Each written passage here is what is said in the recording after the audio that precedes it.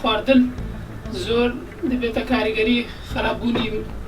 جەستەی مرۆڤ هیوادانی هەمووان لێ دوورکەوینەوە هەر لە خۆڕاتەوە دەرمانێکی خۆی باش نەبێ بۆ دوایان چاورێ گەشتکە بڵێ وەڵا فڵان دەرمان باشە بچی بیکڕی لەسەری. لە پێش چاوی منەرەکان ئاگاداری خۆمان بین، زۆر جار دەرمان پێش چاوی منەرەکان نەخۆین، ئەو دووبارەش دەکەینەوە ئاگاداری خۆمان بن لە کاتی دەرمە خواردن لە بۆ حەساسی شتیوە لەگەڵ کەسێک و کەسێکی تر لەوانەیە جیاوازی هەبێت لە دەرمە خواردنی فەرقی هەبێت. هاوڵاتی دەبی هۆشیار بکرێتەوە لە خوێندنەوەی ئەو ڕێنمایانەی کەوە دانراوە لە نێو پاکێتی دەرمانەکان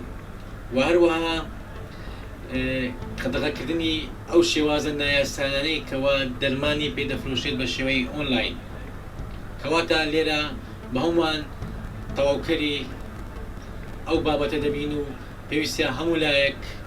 بە ئەرکی خۆی هەستێت بۆ ئەوەی بەکاربەر و یاخود نەخۆش پارێزراو بێت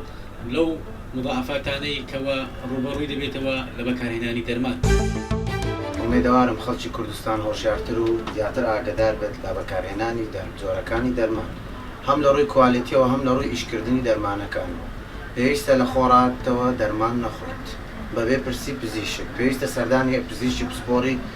نەخۆشیەکەت بکەیت و ئەو نەخۆشیەکە دیار بکات لەگەڵ عیلاجی نەخۆشیەکە. خۆی باشە ئینسان یعنی هەموو کەسێک پێویستی پێتی مثلا مراجعەی دکتۆر بکاتن، فەحسە عام بکاتن، پێویستیشە حکوومەت کارتی تەندروستی هەبی، یعنی لە هەموو وڵاتەکان ئەوها هەیە کارتی تەندروستی هەیە کە